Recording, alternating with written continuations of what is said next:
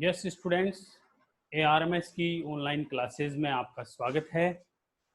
मैं अशोक कुमार सैनी, आपका science teacher, आज आपके सामने एक टॉपिक लेकर प्रस्तुत हुआ हूँ। देखिए, अपन ने परमाणु के बारे में अध्ययन कर लिया था। परमाणु जो होता है वो उसका और विभाजन नहीं किया जा सकता, और उसके बारे में अपन ने सब बारे में उसके जो प्रतीक हैं उनके बारे में अपन ने चर्चा कर ली थी। आज हम अपन चर्चा करेंगे अणु के बारे में, क्योंकि आपको सबको पता है कि अणु जो है वो परमाणुओं से मिलकर बना होता है। अणु जो है वो किससे मिलकर बना होता है? परमाणुओं से मिलकर बना होता है। दो या दो से अधिक परमाणु आपस में जुड़ करके और अणु का निर्माण करते हैं। तो आज अपन अपना टॉपिक लेंगे अणु।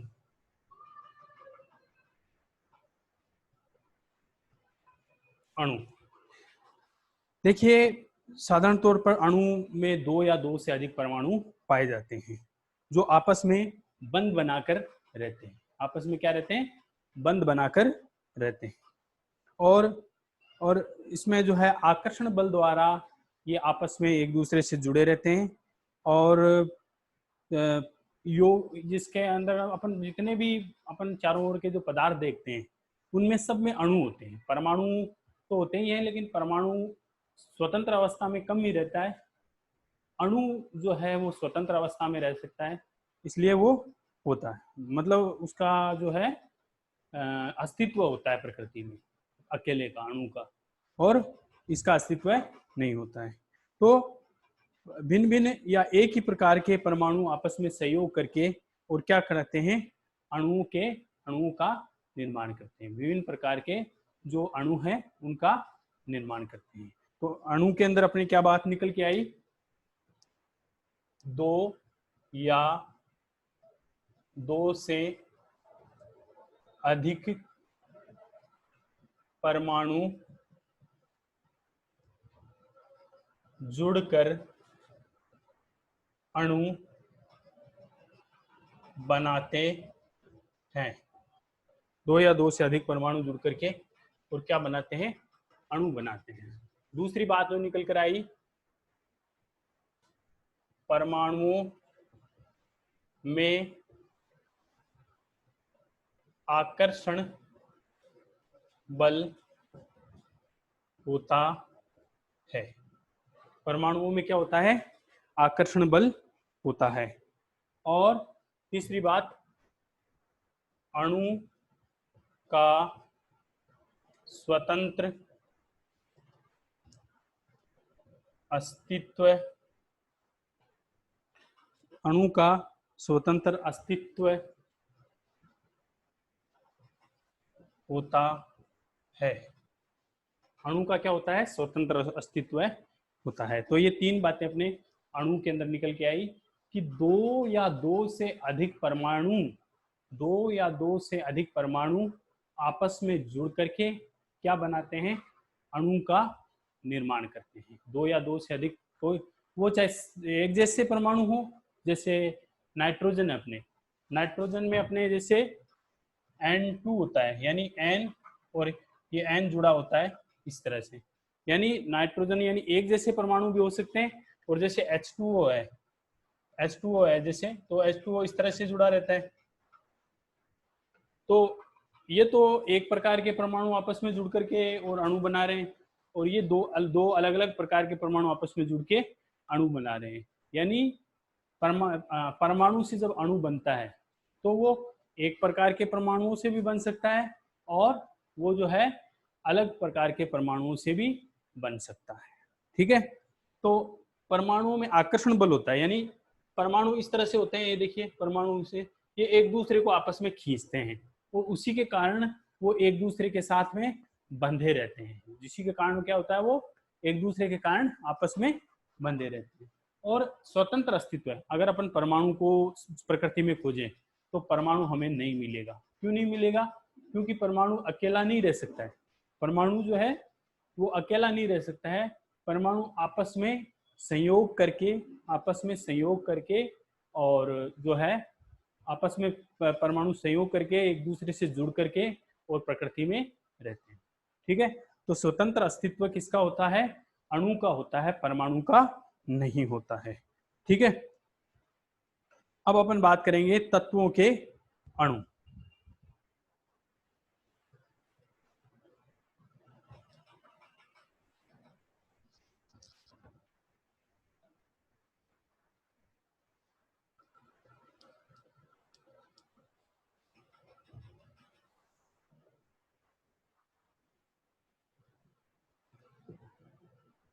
तत्वों के अणु,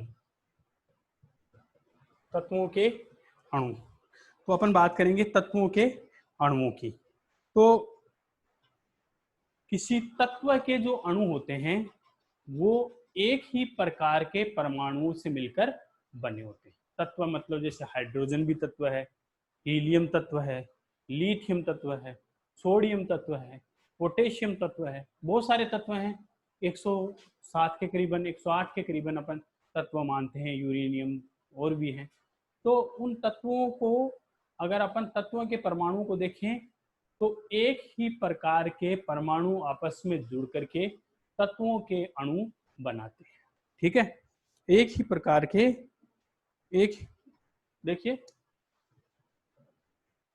पहला पॉइंट जो सामने आता है अपना है वो है एक ही प्रकार के परमाणु आपस में जुड़कर तत्वों के अणु बनाते हैं। ठीक है, तो एक ही प्रकार के परमाणु आपस में जुड़ करके, जैसे एक ही प्रकार के कैसे, जैसे नाइट्रोजन नाइट्रोजन से जुड़ गया और ऑक्सीजन ऑक्सीजन से जुड़ गया, इस तरह से ये N2 अणु बन गया और ये क्या बन गया, O2 अणु बन गया। तो इस तरह से अपन देखते हैं कि एक ही प्रकार के परमाणु द्वारा तत्वों के अणुओं का निर्माण होता है, तत्वों के अणुओं का निर्माण होता है। देखिए वैसे अणु परमाणु जो है वो स्वतंत्र अवस्था में नहीं रह सकता है, परमाणु जो है वो स्वतंत्र अवस्था में नहीं रह सकता है, किंतु कुछ ऐसे हैं तत्व हैं जिन्हें अक्रिय गैस कहते हैं, वो स्वतंत्र अवस्था में भी रह सकती है। जैसे स्वतंत्र अणु, स्वतंत्र परमाणु, परमाणु कर देते हैं अपन, परमाणु जैसे आर्गन, आर्गन और आर्गन के साथ साथ में हीलियम, आर्गन और हीलियम, ये ऐसे परमाणु हैं जो स्वतंत्र अवस्था में रह सकते हैं। लेकिन अधिकांश जो है ऑक्सीजन, जैसे अपन बात करें कि ऑक्सीजन जो है वो उसमें 2 परमाणु होते हैं। ठीक है, ऑक्सीजन में कितने परमाणु होते हैं? 2 परमाणु होते हैं, इसलिए इसको द्विपरमाणुक अणु कहते हैं। ऑक्सीजन का उदाहरण लेके समझाया हुआ है, देखो ये ऑक्सीजन है, ऑक्सीजन O2 के रूप में रहता है। ठीक है, ये तो परमाणु है ऑक्सीजन के, ये दोनों तो क्या है, परमाणु ऑक्सीजन के, और ये O2 के रूप में रहते हैं। किस रूप में रहते हैं? O2 के रूप में रहते हैं। तो ये O2 के रूप में रहेंगे तो अपन इसको कहेंगे द्विपरमाणुक अणु, द्विपरमाणुक अणु, यानी इसमें 2 प्रकार के परमाणु पाए जाते हैं, इसलिए 2 प्रकार के परमाणु नहीं, 2 परमाणु ऑक्सीजन के ही दोनों हैं, प्रकार तो अलग अलग नहीं है। इसी तरह से ऑक्सीजन से तीसरा परमाणु अगर संयोग कर लेता है तो उसे अपन कहते हैं त्रिपरमाणुक। ठीक है, त्रिपरमाणुक, त्रिपरमाणुक अणु कैसा होगा? O3, O3 जिसको अपन ओजोन भी कहते हैं, ओजोन, ओजोन ये है त्रिपरमाणुक अणु। ये त्रिपरमाणुक अणु आ गया अपने पास। ठीक है, तो इस प्रकार अपन देखते हैं कि अणु जो है वो O2 या CO2 के रूप में पाए जाते हैं, लेकिन कुछ अणु जटिल भी होते हैं। कुछ अणु कैसे होते हैं? जटिल होते हैं। जैसे कार्बन के द्वारा बने हुए जो अणु हैं वो बड़े भी होते हैं और बहुत ज्यादा मात्रा में आपस में जुड़ जाते हैं। कार्बन से बने अणु तो एक दूसरे से बहुत ज्यादा मात्रा में वो जुड़ते हैं। ठीक है, तो अपन ने तत्व के अणुओं के बारे में पढ़ा। देखिए तत्व के अणु, ये देखिए आप, दोबारा रिवीजन कर रहा हूं इसका। तत्व के अणु जो होते हैं वो कैसे होते हैं? एक ही प्रकार के, चाहे एक ही प्रकार का मतलब oxygen oxygen, hydrogen hydrogen, helium helium. Helium तो अकेला भी रह सकता है। तो एक ही प्रकार के परमाणु आपस में जुड़ करके तत्वों के अणु बनाते हैं, तत्वों के अणु बनाते हैं। स्वतंत्र परमाणु कौन कौन से रह सकते हैं? जैसे आर्गन है, आर्गन एक स्वतंत्र परमाणु के रूप में रह सकता है। और हीलियम है, ये अक्रिय गैसें हैं जो स्वतंत्र परमाणु के रूप में रह सकते हैं। इधर देखिए, इधर ये O2 है, ये द्विपरमाणु के अणु है। द्विपरमाणु अणु हो गया। ओजोन जो है वो त्रिपरमाणु अणु हो गया। अब अपन बहुत सारे उदाहरण दे करके और जो एक परमाणु, द्विपरमाणु को, त्रिपरमाणु का अणु है, चतुर्परमाणु का अणु है, उनके बारे में अपन अध्ययन करेंगे।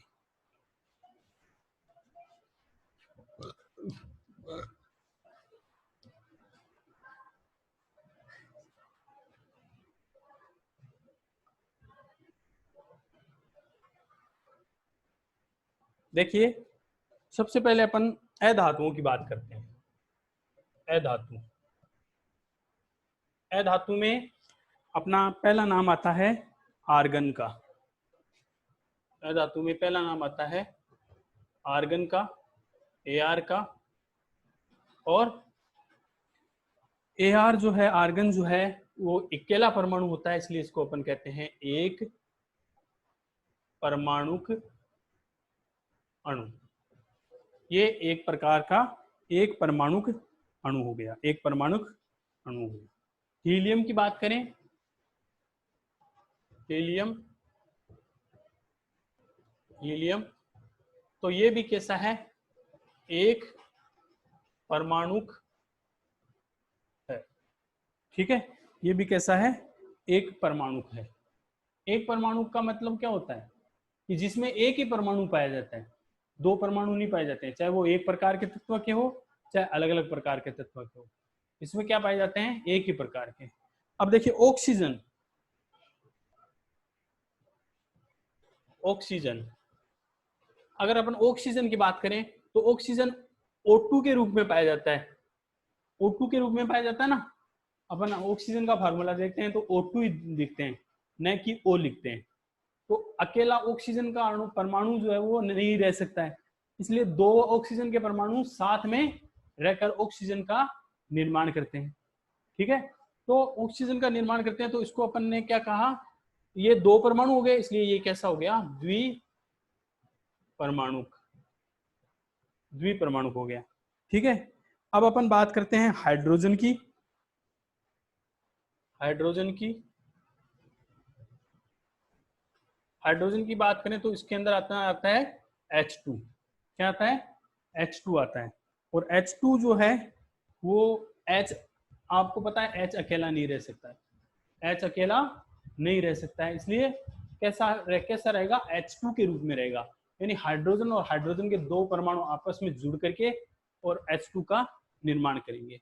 तो इसलिए ये H2, इसको अपन ने कहा द्विपरमाणु। आपसे एग्जाम में पूछा जा सकता है कि ऑक्सीजन कितने परमाणु अणु होते हैं, तो आप क्या जवाब देंगे? द्विपरमाणु अणु होता है। कैसा होता है? द्विपरमाणु अणु होता है। अब अपन बात करेंगे नाइट्रोजन की। नाइट्रोजन की, तो नाइट्रोजन पर जो है वो N2 के रूप में होता है। और N2 अकेला नाइट्रोजन नहीं रह सकता है, N नहीं रह सकता है, N2 के रूप में रहेगा। यानी हवा में जो नाइट्रोजन होती है ना 78%, उसमें से N2 जो है वो रहेगा। तो नाइट्रोजन N2 के रूप में रहेगा और इसको अपन ने द्विपरमाणु कह दिया। इसको अपन ने क्या कहा, द्विपरमाणु कह दिया। अब अपन बात करेंगे क्लोरीन की। क्लोरीन, क्लोरीन भी Cl2 के रूप में होता है, Cl नहीं होता है अकेला, Cl2 के रूप में होता है, और इसलिए अपन ने इसको कहा द्विपरमाणुक। द्विपरमाणुक क्या कहा इसको, द्विपरमाणुक। और इसी तरह से एक जो तत्व है जिसका नाम है फास्फोरस, फास्फोरस उसके 4 अणु आपस में जुड़ के रहते हैं, यानी फास्फोरस जो होता है उसके 4 अणु आपस में जुड़कर रहते हैं, इसको इसलिए इसको फास्फोरस को अपन ने कह दिया चतुर्परमाणुक। चतुर्परमाणुक फास्फोरस, फास्फोरस P के रूप में होता है, P4, और इसको कह दिया अपन ने चतुर्परमाणुक। चतुर्परमाणुक कह दिया, फास्फोरस को अपन ने क्या कहा, चतुर्परमाणु। अब एक जैसे सल्फर है अपने पास, ये थोड़ा जटिल परमाणु होता है सल्फर का। सल्फर है, इसमें बहुत सारे परमाणु आपस में जुड़ करके सल्फर का एक अणु बनाते हैं, ठीक है ना। बहुत सारे परमाणु आपस में जुड़ करके सल्फर का एक अणु बनाते हैं, इसलिए इसको बहुपरमाणुक कहते हैं। क्या कहते हैं, बहुपरमाणुक, ठीक है। देखिए सल्फर, सल्फर एस बहुत सारे रहते हैं, तो इसको कहते हैं अपन बहुपरमाणुक,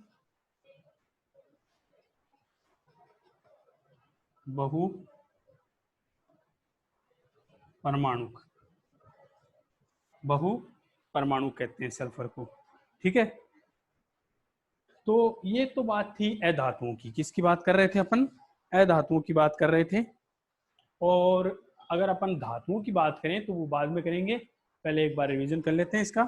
देखिए एक बार दोबारा, आर्गन का परमाणु स्वतंत्र अवस्था में अकेला रह सकता है। आर्गन का परमाणु स्वतंत्र अवस्था में अकेला रह सकता है, इसलिए ये एक परमाणुक अणु होता है। कैसा होता है, एक परमाणुक अणु होता है। हीलियम का परमाणु जो है वो स्वतंत्र अवस्था में रह सकता है, अकेला रह सकता है, इसलिए वो भी कैसा हो गया, एक परमाणुक अणु हो गया। ऑक्सीजन का परमाणु अकेला नहीं रह सकता है, वो 2 ऑक्सीजन के अणु आपस में जुड़ करके एक गैस बनाते हैं जिसका नाम है ऑक्सीजन गैस, और उसे द्विपरमाणुक अणु के रूप में अपन जानते हैं। क्योंकि 2 परमाणु है इसलिए द्वि नाम आ गया। हाइड्रोजन का अणु है वो H2 के रूप में होता है, 2 हाइड्रोजन के परमाणु आपस में जुड़ करके हाइड्रोजन गैस बनाते हैं, तो ये भी कैसा हो गया, द्विपरमाणुक अणु हो गया। नाइट्रोजन की बात करें तो नाइट्रोजन के भी 2 अणु, 2 परमाणु आपस में जुड़ करके और नाइट्रोजन को N2 गैस बनाते हैं, इसलिए ये भी कैसी हो गई, द्विपरमाणुक अणु हो गई। क्लोरीन की बात करें तो क्लोरीन जो है वो भी द्विपरमाणुक अणु होता है। फास्फोरस की बात करें तो फास्फोरस में 4 फास्फोरस के अणु आपस में जुड़ करके और एक परमाणु, एक अणु बनाते हैं। 4 परमाणु फास्फोरस के आपस में जुड़ करके एक अणु का निर्माण करते हैं, इसलिए इसको चतुर्परमाणु कहते हैं। सल्फर की बात करें तो सल्फर में बहुत सारे बॉन्ड बन जाते हैं, लंबी श्रृंखलाएं बन जाती है और 8 परमाणु आपस में जुड़ जाते हैं, तो उसको अपन कहते हैं बहुपरमाणुक अणु, बहुपरमाणुक अणु कहते हैं। अब देखिए अपन धातुओं की बात करते हैं। ये तो अपने सारे अधातु थे।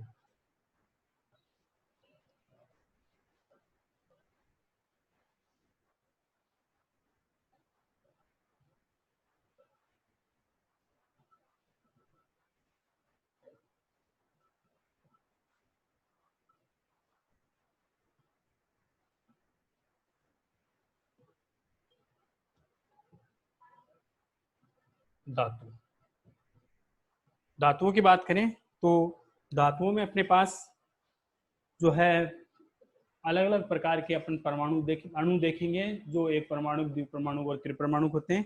तो सबसे पहले अपन बात करते हैं सोडियम की। इसकी बात करते हैं सोडियम। सोडियम वैसे तो बहुत क्रियाशील होता है, आपको पता है अपन प्रयोगशाला में इसको केरोसिन तेल में डुबो कर रखते हैं, अगर बाहर निकाल लिया तो ये अगर खराब हो जाता है, या पानी में डालते हैं तो इससे आग लगती है। तो सोडियम जो है वो अकेला ही रहता है, सोडियम, और इसको अपन कहते हैं एक परमाणु अणु।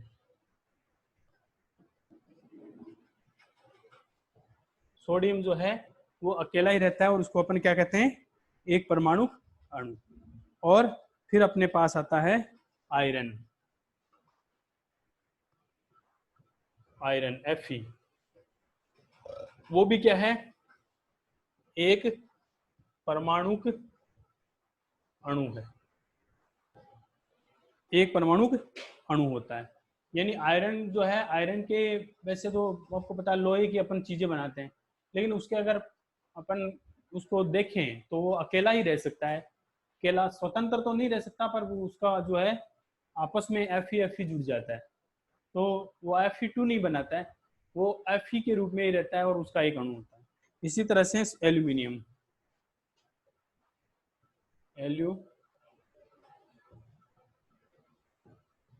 एल्यूमिनियम Al जो होता है वो भी कैसा होता है, एक परमाणु, Al भी कैसा होता है, एक परमाणु। और कॉपर, कॉपर Cu जो होता है वो भी क्या होता है, एक परमाणु। ठीक है, कॉपर जो है वो भी क्या होता है, एक परमाणु अणु होता है।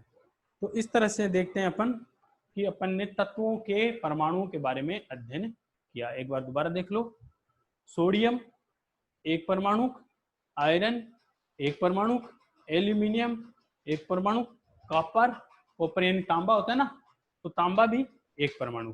तो इस तरह से अपन देखते हैं कि जो धातु है वो ज्यादातर धातु कैसे होते हैं, एक परमाणु अणु के रूप में ही पाए जाते हैं। ठीक है, एक परमाणु अणु के रूप में ही ये धातु पाए जाते हैं। ठीक है, अब अपन देखते हैं यौगिकों के अणु। ये तो तत्वों के अणु थे, अब अपन देखेंगे यौगिकों के अणु।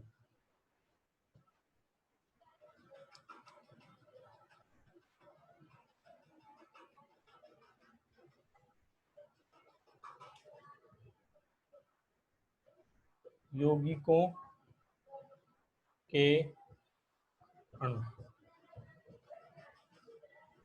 यौगिकों के अणु यानी अब यौगिक क्या होते हैं, दो अलग अलग प्रकार के परमाणु, दो अलग अलग प्रकार के परमाणु मिलकर के एक अणु बनाते हैं, जिसे अपन कहते हैं यौगिक है ये। इसमें जैसे N2 है, वो तो एक प्रकार के अणु है, दो आपस में जुड़े हुए, लेकिन H2O है, H2O जानते हो ना, पानी, H2O पानी, जल, जो पानी होता है वो एक यौगिक होता है।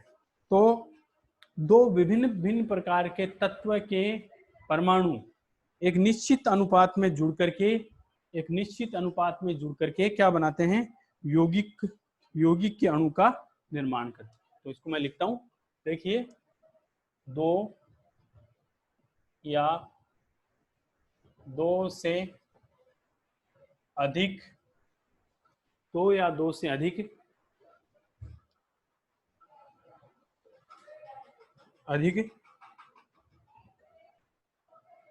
तत्वों के परमाणु एक निश्चित अनुपात में जुड़कर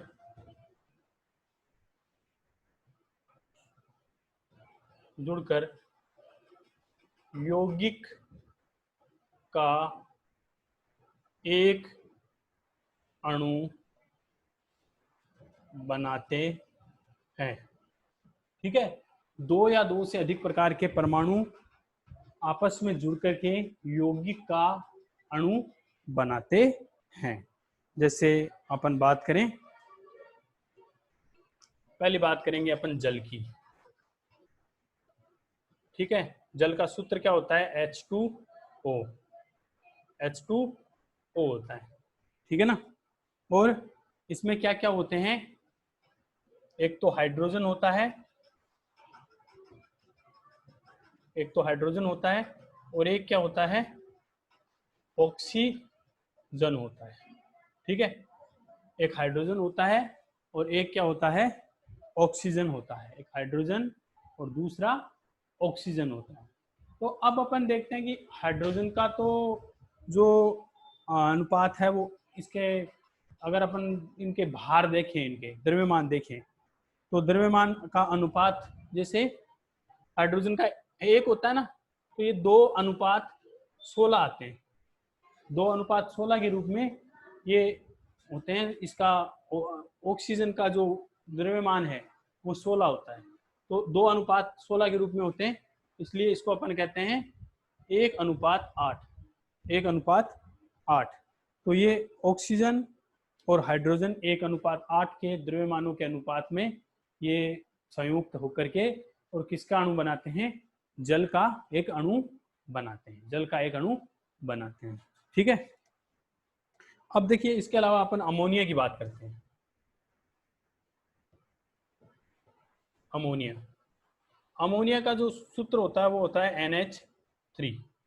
NH3 होता है।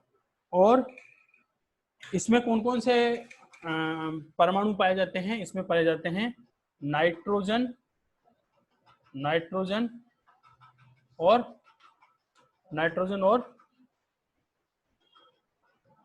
हाइड्रोजन। नाइट्रोजन और हाइड्रोजन पाए जाते हैं। और ये किस अनुपात में पाए जाएंगे, ये अनुपात होगा 14:3 में। 14:3 में, 14:3 के रूप में ये होता है ना। कितने अनुपात के रूप में होगा, 14:3 के रूप में होता है। इसी तरह से कार्बन डाइऑक्साइड की बात करते हैं अपन। कार्बन डाइऑक्साइड,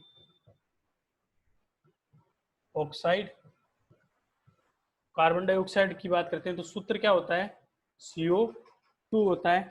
और इसमें तत्व कौन कौन से होते हैं, कार्बन और ऑक्सीजन। कार्बन और ऑक्सीजन होते हैं। और किस अनुपात में पाए जाते हैं, ये 3:8 के रूप में ये पाए जाते हैं। 3:8 के रूप में ये पाए जाते हैं। ठीक है, 3:8 के रूप में ये पाए जाते हैं। तो एक बार दोबारा देख लो, यौगिक के अणु, यौगिक के अणु, यौगिक को पता है आपको, मैंने बताया आपको कि 2 या 2 से अधिक प्रकार के परमाणु जब आपस में मिलते हैं तो वो यौगिक का निर्माण करते हैं। ठीक है ना, 2 या 2 से अधिक प्रकार के परमाणु अगर आपस में जुड़ते हैं तो वो यौगिक का निर्माण करते हैं। और देखिए 2 या 2 से अधिक तत्व के परमाणु एक निश्चित अनुपात में, ये देखो अनुपात दिखाया है यहाँ पे, मैंने नीचे अनुपात दिखाया है। जैसे जल के लिए 1:8 दिखाया है, इसमें मैंने अमोनिया के लिए 14:3 दिखाया है। और कार्बन डाइऑक्साइड के लिए यह अनुपात मैंने आपको दिखाया है 3:8 है। तो ये एक निश्चित अनुपात है। इस निश्चित अनुपात में जुड़ करके यौगिकों के एक अणु का निर्माण करते हैं, यौगिकों के एक अणु का निर्माण करते हैं। इसलिए अपन जल को देखें तो H2O जल, हाइड्रोजन, ऑक्सीजन और 2:16, ये 1:8। और इसी तरह से अमोनिया NH3, नाइट्रोजन, हाइड्रोजन, ये जुड़े हैं 14:3। और इसी तरह से कार्बन की बात करें, कार्बन डाइऑक्साइड की, तो CO2, कार्बन, ये कार्बन और ऑक्सीजन, 3:8 के रूप में ये आपस में जुड़े रहते हैं। तो स्टूडेंट्स आज के लिए इतना काफ़ी है। हम लोग अगली क्लास में फिर मिलेंगे। और जो आपका स्टडी चल रही है उसको चलाएं, वीडियो को लाइक करें, शेयर करें, सब्सक्राइब करें अपने चैनल को। आप उल्लो ऐप डाउनलोड कर चुके हैं तो उसको उस पर देखें, नहीं तो यूट्यूब से सीधा देखें। ठीक है, तो आज के लिए इतना काफ़ी है। अगली क्लास में अपन फिर उपस्थित होंगे। थैंक यू स्टूडेंट्स, बहुत बहुत।